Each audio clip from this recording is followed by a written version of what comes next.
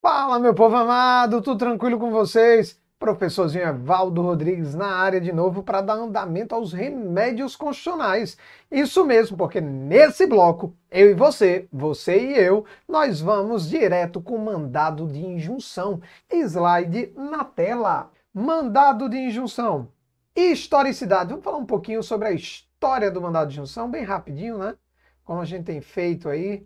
O mandado de injunção foi criado no âmbito da Constituição Federal de 1988. Olha só, então, da mesma forma que o mandado de segurança coletivo, por exemplo, o mandado de injunção também é invenção da Constituição Federal de 88. Atualmente, encontra-se disciplinado na Lei 13.300 de 2016. Professor, então existe uma lei do mandado de injunção? Exatamente, existe uma lei do mandado de injunção. E ela disciplina o processo e o julgamento dos mandados de injunção, tanto individual quanto coletivo, e dá outras providências. Então, primeira coisinha, mandado de injunção é uma invenção da Constituição de 88, foi criado no âmbito da Constituição de 88, apareceu pela primeira vez no nosso ordenamento jurídico em 88. E ele já tem uma leizinha disciplinando ele, que é a Lei 13.300 de 2016. Tá? Disciplina ali como vai ser feito o processamento e o julgamento dos mandados de injunção, sejam individuais ali ou coletivos. Tranquilo, né? Mas vamos ao que a Constituição fala do mandado de injunção. Vem comigo. Olha só o que nós temos aqui. Com CDCA, mandado de injunção, sempre que a falta de norma regulamentadora, essa é a palavrinha mágica, hein? Aqui é o nosso pulo do gato. Aqui é a palavrinha mágica, tá? Falta de norma regulamentadora torne inviável, ou seja, impossível, sem condições, o exercício de direitos e liberdades constitucionais e das prerrogativas inerentes à nacionalidade, à soberania e também à cidadania. Então, olha só, mandado de injunção supre falta de norma regulamentadora e essa falta de norma acaba tornando inviável o exercício de um direito seu, ou uma liberdade, ou ainda alguma prerrogativa relativa à nacionalidade, à soberania ou à cidadania. Essa é a ideia do mandado de injunção. Até aqui tranquilo, né? Até aqui tudo bem. A primeira perguntinha que de fato você deve ter em mente é o seguinte: esse mandado de junção, beleza, a gente já viu, supre falta de norma regulamentadora. Mas essa norma que está faltando, ela tem que ser total ou parcial? Ou seja, é a falta total ou pode ser a falta parcial de uma norma? E essa resposta a gente vai ter que ir lá na leizinha do mandado de injunção, a Lei 13.300. Vamos dar uma olhada no que ela diz? Veja que a lei 13.300, no seu artigo 2º, ela praticamente repete o que a Constituição disse, mas acrescenta esse detalhe. Ela diz: conceder-se-á mandado de injunção sempre que a falta, aí ele manda, ó, total ou parcial da norma regulamentadora torne inviável o exercício de direitos e liberdades constitucionais e das prerrogativas inerentes à nacionalidade, à soberania e à cidadania. Professorzinho do meu coração, meu transparente favorito, me diga uma coisa, então quer dizer que esse negócio do mandado de injunção, ele supre uma falta de uma norma que torne viável um direito meu, uma liberdade minha, uma prerrogativa minha? Exatamente. Eu vou só dar um exemplo. Muitas vezes, a sua Constituição, ela traz uma norma que a gente chama de eficácia limitada. O que é uma norma de eficácia limitada?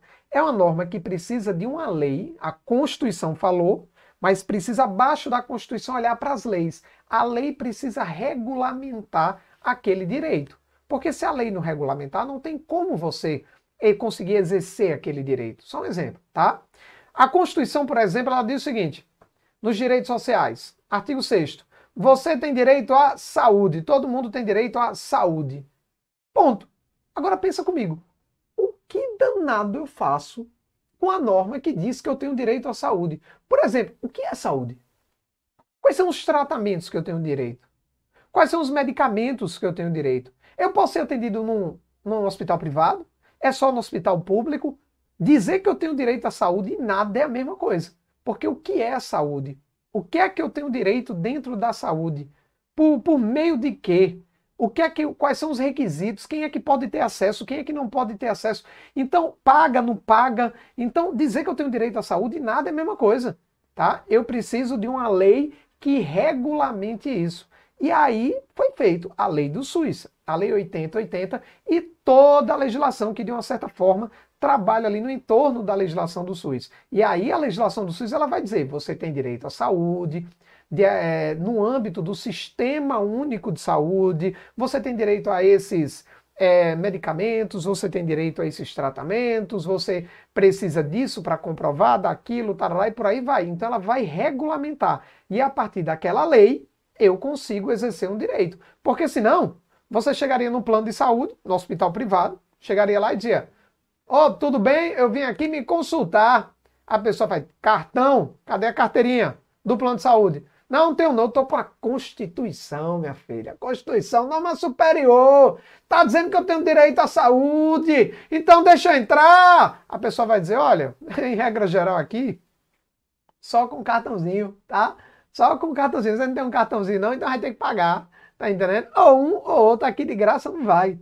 Então, você precisa de uma lei que regulamente, porque a Constituição por si só fala muito pouco. E aí a ideia do mandado de injunção. Até aqui tudo bem, pessoal? Tudo tranquilo? De boa, né? E essa falta dessa lei, como a gente falou aqui, pode ser uma falta total ou uma falta parcial.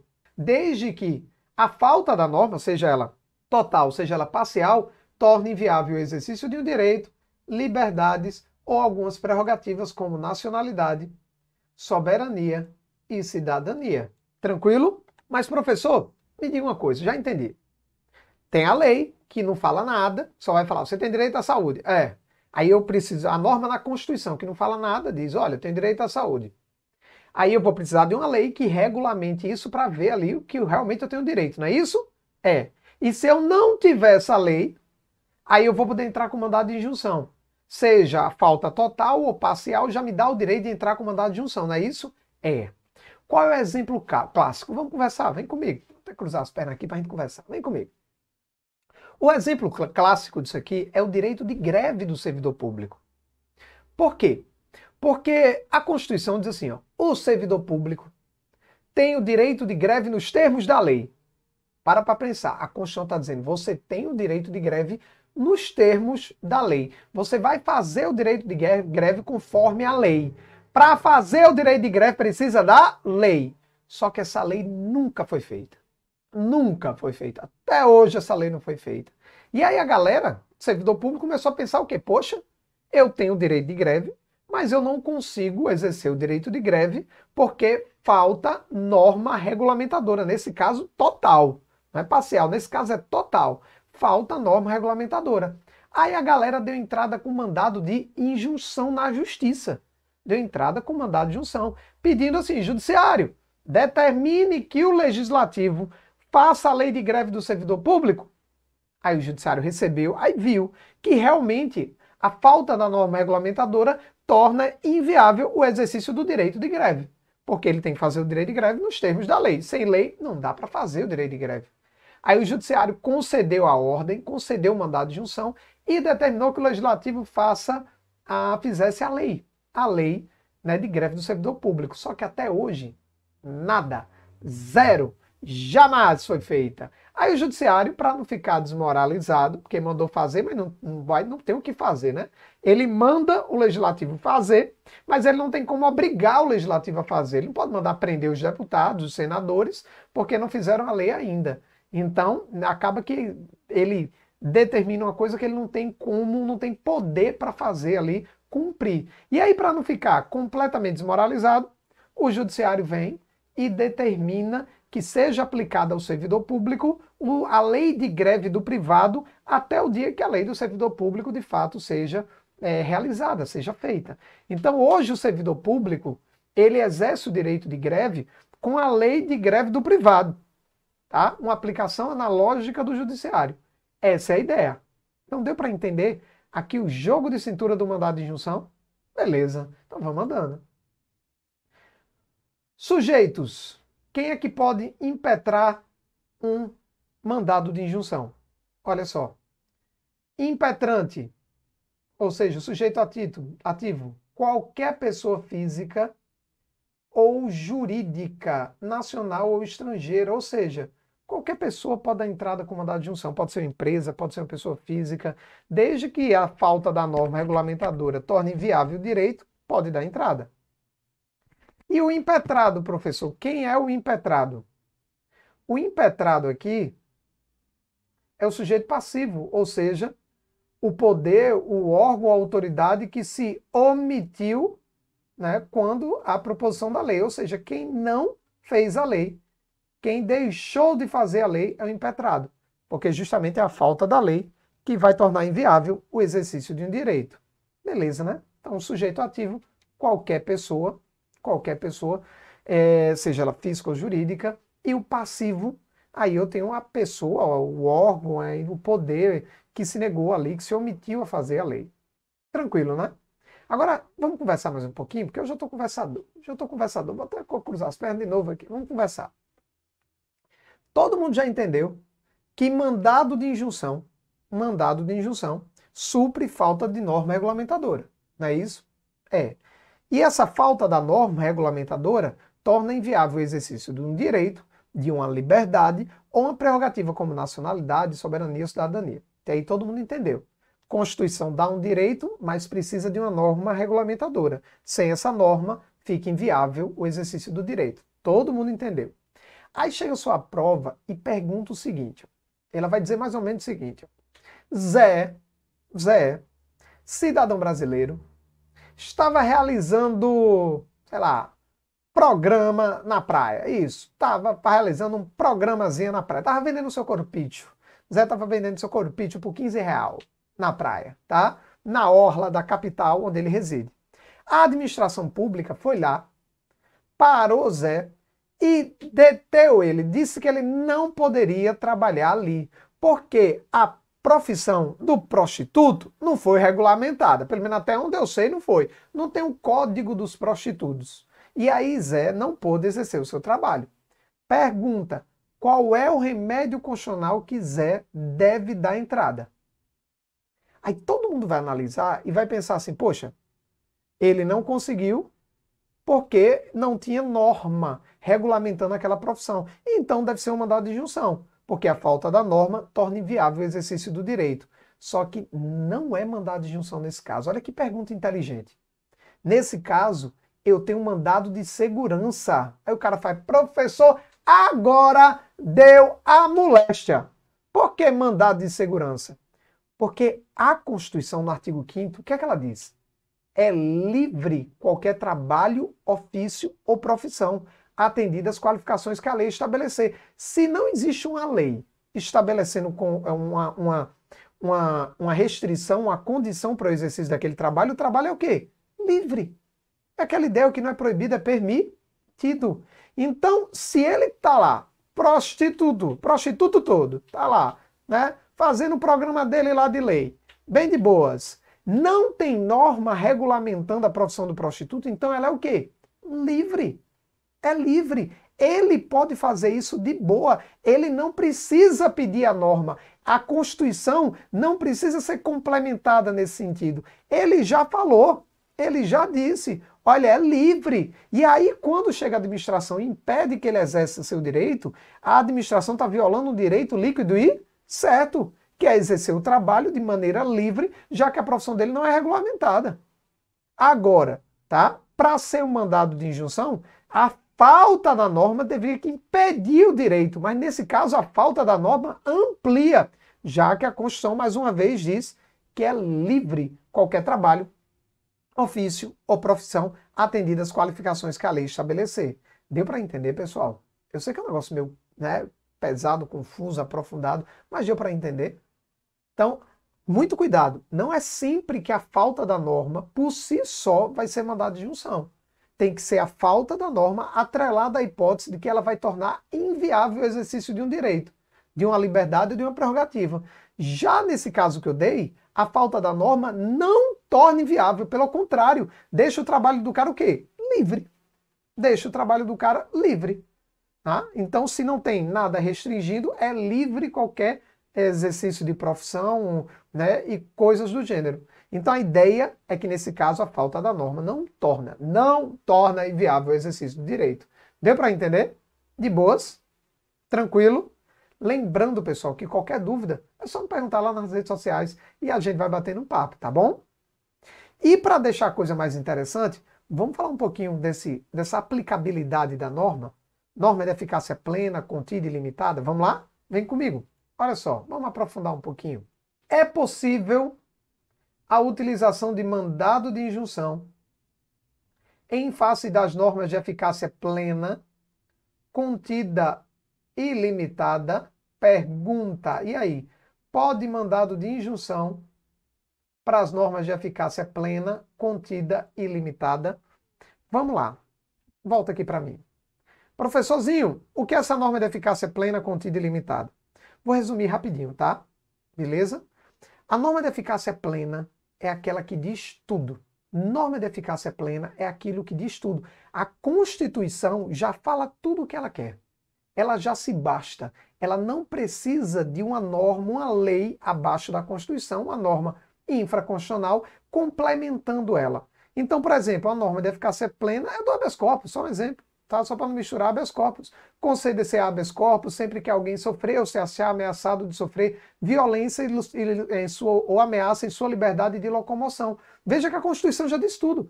Quando é que eu posso utilizar o habeas corpus? Quando eu sofrer uma violência ou uma ameaça em minha liberdade de locomoção. Ponto! Com isso aí eu já posso dar entrada com habeas corpus. Eu não preciso de uma lei. Eu não preciso de uma norma. Eu não preciso de nada regulamentando. É uma norma de eficácia plena. Ela se basta. É quando a Constituição diz Brasília é a capital do Brasil. Tá? Pronto, acabou. Ela já diz tudo. Qual é a capital do Brasil? Brasília. Essa é a norma plena. É aquela que fala tudo. Por óbvio, eu vou usar mandado de injunção em norma de eficácia plena? Não, porque se ela fala tudo, logo não vai faltar norma. Porque ela já disse tudo. Ela nem vai precisar de uma lei aqui para ter a falta da norma regulamentadora. Ela sequer vai precisar de uma lei, porque ela já fala tudo, a própria Constituição já diz tudo o que ela queria dizer, ela não precisa de uma lei regulamentando. Logo, nunca vai faltar lei, logo, nunca vai precisar de mandado de injunção. Já a norma de eficácia contida é aquela que dá um direito, mas restringe ele em seguida. É tipo mais ou menos, tá? Ela dá um direito, mas restringe. Lembra a questão da profissão que eu falei? Lembra? Ele diz, é livre o exercício de qualquer trabalho, ofício ou profissão. Então a Constituição está dando um direito. A Constituição está dizendo, o trabalho é livre, mestre. Você pode exercer livremente. Tá de boa. Tá de boa, é só pegar e trabalhar. Ela deu o seu direito. E eu não vou precisar de uma norma regulamentadora não, porque ela já disse que era livre. Nesse momento ela se assemelha muito à plena. Ela disse tudo. Só que depois da vírgula ela restringiu. Ela veio e disse assim, ó, atendidas as qualificações, né, que a lei estabelecer. Então, é livre o trabalho, mas se a lei estabelecer uma regra, alguns requisitos, você vai ter que atender. Para ser advogado tem que ter OAB, tem que fazer direito, passar na OAB, conseguir pagar a OAB, aí você pode advogar. Agora, para ser youtuber, não tem lei, é livre. Então ela dá um direito e manda um mais depois, restringe, tá? Nesse caso, nas contidas, cabe mandado de injunção? Não. Por quê? Porque se eu não tenho a lei regulamentando, tá? A lei que restringe, o que sobra é pleno. Ou seja, por exemplo, nesse caso, como a gente já falou, é livre qualquer trabalho, ofício ou profissão, atendidas as qualificações que a lei estabelecer. Se a lei não estabeleceu condições, é livre. Você não vai precisar de uma lei. Porque já é livre, você já tem o direito. Não vai ter a falta da norma impedindo o exercício de trabalho, já é livre. Então, mandado de injunção só será aplicado nas normas de eficácia limitada. Só será aplicado nas normas de eficácia limitada, que é aquela que a Constituição não fala nada. É quando a Constituição diz, você tem direito à saúde. Aí o cara fala, beleza, mas como é que é isso? Ah, tem que ver na lei. Você tem direito de greve. Como? Nos termos da lei. Ah, você tem direito à saúde. Como? À educação. Como? Na forma da lei. E aí eu só consigo exercer esses direitos olhando para a lei. Não consigo exercer esses direitos com a própria Constituição. E aí, sem a lei, eu não consigo exercer o direito. E aí entra o mandado de junção. Resumindo, a plena e a contida, em regra geral, eu consigo utilizar o meu direito só com o que está na Constituição. Já na limitada, eu preciso da lei. E se eu não tenho a lei, eu não consigo exercer meu direito. Logo, o mandado de injunção só caberá nas normas de eficácia limitada. Deu para entender isso? Então acompanha aqui. Vamos lá. Normas de eficácia limitada. Então, a resposta é: pode o mandado de injunção na plena, contida e limitada? Não. Segundo o ministro Edson Fachin, do STF, só é possível a impetração do mandado de injunção em face da norma de eficácia limitada, tendo em vista a necessidade de uma complementação legal para a aplicabilidade, ou seja, a norma de fato ser aplicada na prática. Nesse sentido, vejamos a decisão aqui do ministro Edson Fachin, decisão 2018. Por via de consequência, ele diz, caberá mandado de injunção apenas em relação às normas constitucionais de eficácia limitada, stricto sensu, que, portanto, mesmo não sendo destituídas por completo de eficácia e aplicabilidade, exijam, como condição de possibilidade formal, provimentos normativos, ou seja, precisa de lei do poder público que venha assegurar os princípios e os principais efeitos, ou seja, precisa de uma lei para que de fato ela venha ser aplicada na prática. Essa é a ideia, tá? Beleza, pessoal? Eu sei que é um aprofundamento meio pesado, mas vocês conseguiram acompanhar? Tranquilo? De boa? Beleza. Vamos lá que ainda temos muita coisa para falar. Prazo do mandado de injunção. Vem comigo, acompanha. Olha só o que nós temos. Prazo do mandado de injunção. Professor, qual é o prazo para o mandado de injunção? Olha só. Sobre o tema, o artigo 8º da Lei do Mandado de Injunção diz o seguinte: reconhecido o estado de mora legislativa. O que é estado de mora legislativa? Mora está na ideia de demora, tá? De demora, ou seja, reconhecido que o Poder Legislativo está demorando para fazer a lei, será deferido o mandado de injunção para 1. Determinar prazo razoável para que o impetrado promova a edição da norma regulamentadora. Então veja que o judiciário, quando ele julga o mandado de injunção, e ele diz, vocês têm razão, a falta da norma está impossibilitando o exercício de um direito. Agora o judiciário vai determinar que o legislativo faça a lei. E ele tem que estabelecer um prazo razoável. Veja que a lei não fala em prazo específico. Ela não diz 10 dias, 20 dias, 30 dias, 1 mês, 2 meses, 3 meses, 1 ano. Sabe por quê? Porque para cada lei você tem um trabalho específico. Eu posso ter uma lei com 3 artigos, uma lei de uma página só. E eu posso ter uma lei como a lei de licitação, que é gigante, que é enorme, tá? O próprio Código Penal é uma lei, o próprio Código de Processo Penal é uma lei, o próprio Código Civil é uma lei. Então são leis gigantescas. Eu não posso comparar fazer uma lei de uma página com uma lei de 1000 páginas. Então é óbvio que aqui vai sair muito mais rápido, pelo menos essa é a tendência, do que a outra, que vai passar por revisões, comissões e tudo mais. Então ele fala de determinar um prazo razoável ali de acordo com a matéria, de acordo com o que for trabalhado. Essa é a ideia. Além disso, então não tem um prazo, tá? Não tem um prazo específico para que o judiciário determine que o legislativo faça a lei, mas além disso ele diz, além de estabelecer um prazo razoável, o judiciário tem que estabelecer condições em que se dará o exercício dos direitos, das liberdades ou das prerrogativas reclamadas, ou, se for o caso, as condições em que poderá o interessado promover ação própria, visando a exercê-los, caso não seja suprida a mora legislativa no prazo determinado.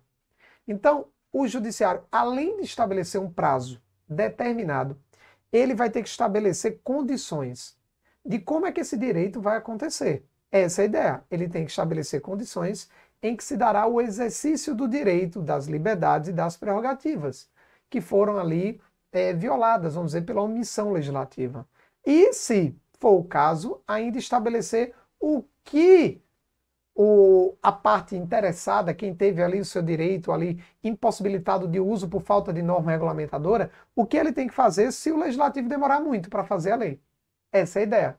Como ele fez no caso do direito de greve. Ele disse, olha, como ele não fez até agora, vamos aplicar a lei do particular ao servidor público até o dia que a lei dele seja criada. Então ele já estabeleceu como a coisa vai acontecer, como se dará o direito ali naquele período. E é exatamente isso que nós temos. Tranquilo, né? De boa, facinho. Vamos andando. Disposições gerais. Supre falta de norma regulamentadora, já falamos. Não é isento de custas, ou seja, em regra é pago, porque remédio constitucional gratuito é habeas corpus, habeas data e os atos necessários ao exercício da cidadania. E não pode haver liminar. Professor, como assim não pode haver liminar? O que é uma liminar, professor? Liminar é a antecipação dos efeitos do seu pedido. Por exemplo, o cara está preso. Aí ele dá entrada com habeas corpus. O habeas corpus vai demorar aí a uma média de 15 a 2 meses para ser julgado. Aí ele pede uma liminar. O que é a liminar? É a antecipação do efeito do pedido. Qual é o pedido? Permanecer em liberdade, né? Ser solto. E aí a liminar, então, diz o seguinte: desembargador, quando você receber, já analisa a liminar e já me solta liminarmente, por enquanto ali, ó, em que o HC vai ser julgado. E aí, lá na frente, se eu conseguir o HC, eu mantenho ali, né? Eu continuo solto. Se eu perder, eu vou para a cadeia. Tá? É a mesma coisa de um cara que sei lá, vamos falar do mandado de segurança. Ele está disputando na justiça a possibilidade de entrar em um concurso. Só que vai começar o curso de formação. Aí ele pede o quê? Uma liminar.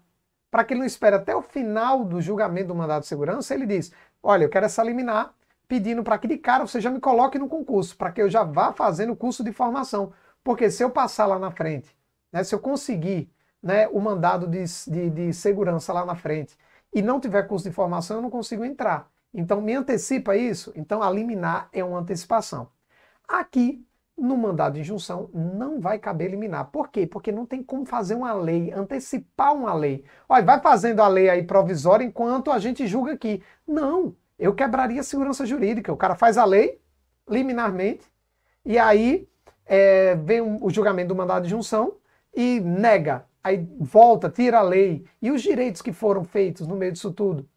Então ficaria uma bagunça. Fora que não tem como fazer uma lei tão rápido enquanto se julga o mandado de injunção. Então, por óbvio, não cabe liminar, tá? Não cabe a antecipação dos efeitos da medida. E outro tópico interessantíssimo, e presta muita atenção nisso, tá? Para a gente finalizar aqui, mandado de injunção, eu vou trabalhar um pouquinho o mandado de injunção coletivo. Agora aqui, a ideia é a mesma do mandado de segurança coletivo. O que é que vai cair muito? Quem pode impetrar um mandado de injunção coletivo? Então se liga, vem comigo, olha só o que nós temos. Mandado de injunção coletivo. E aí o artigo 14 da Lei 13.300, a Lei do Mandado de Injunção, diz o seguinte: aplica-se subsidiariamente ao mandado de injunção as normas do mandado de segurança. Então ele está dizendo no primeiro momento que sempre que faltar alguma coisa no mandado de injunção, tipo, a galera tá pensando aqui, será que cabe para isso? Será que dá para fazer isso? Julga dessa forma? Como é que faz? Na falta de alguma norma do mandado de injunção, ele está dizendo, use, que aí é subsidiariamente, faltando aqui, eu procuro em outro lugar, use o mandado de segurança. Então ele vai sempre usar as regras do mandado de segurança sempre que faltar uma norma ali para o mandado de injunção coletivo. E aí, o artigo 12, o artigo 12, ele já completa dizendo: o mandado de injunção coletivo poderá ser promovido, pode ser promovido por...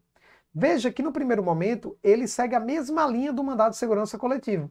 Por partido político com representação no Congresso Nacional. O que é que um partido precisa para ter representação no Congresso Nacional? Ou um deputado ou um senador. Essa é a ideia. para assegurar o exercício dos direitos e liberdade e das prerrogativas de seus integrantes ou relacionados com a finalidade partidária. Aí continua. Ainda por organização sindical, entidade de classe e associação. Veja que é a mesma regra do mandado de segurança coletiva. A associação tem que ser legalmente constituída e em funcionamento há pelo menos 1 ano. Lembrando que esse 1 ano é só e exclusivamente só para a associação. A organização sindical e entidade de classe não precisa desse 1 ano. Para assegurar o exercício dos direitos, liberdades e prerrogativas em favor da totalidade ou parte dos seus membros ou associados, como a gente já falou, não precisa ser de todos, né? Não precisa defender todos de uma vez. Se o direito violado for só de uma parte, defende só de uma parte, na forma dos seus estatutos e desde que pertinentes às suas finalidades. Dispensada, para tanto, autorização especial, ou seja, não precisa de autorização expressa para dar entrada com mandado de segurança coletivo. Da mesma forma que não vai precisar de autorização expressa para organização sindical, entidade de classe e associação dar entrada com mandado de junção coletivo. Então veja que no primeiro momento, a ideia do mandado de segurança coletivo e do mandado de injunção coletiva é a mesma. Quem é que pode dar entrada com MS coletivo e com mandado de junção coletivo? Partido político com representação no Congresso, um deputado ou um senador, ou organização sindical, entidade de classe e associação. 1 ano é só para a associação e não precisa de autorização expressa dos seus membros para a entrada tanto do mandado de segurança coletivo como do mandado de injunção coletivo, tá? Só que eu vou acrescentar mais 2, e esse é o problema. Quem é que pode dar entrada também? Ministério Público, coisa que o mandado de segurança coletiva não fala. Então, cuidado, Ministério Público, quando a tutela requerida for especialmente relevante para a defesa da ordem jurídica, do regime democrático ou dos interesses sociais ou individuais indisponíveis, e ainda pela Defensoria Pública, quando a tutela requerida for especialmente relevante para a promoção dos direitos humanos e a defesa dos direitos individuais e coletivos dos necessitados, na forma do artigo 5º. Então, é a mesma galera do mandado de segurança coletivo, mais Ministério Público e Defensoria Pública. Então, é a mesma galera do mandado de segurança coletivo, mais MP e Defensoria Pública. Deu para entender, pessoal? Tudo tranquilo? Tudo bem? Cuidado com o mandado de junção, tá? Ele é meio perigoso. Parece fácil, mas na hora da prova, quando bota um contexto, dá um probleminha. Então, muito cuidado com ele, tá bom? Beleza? De boa? Por hora é só. Um beijo, um sorriso. Fui, meu povo amado!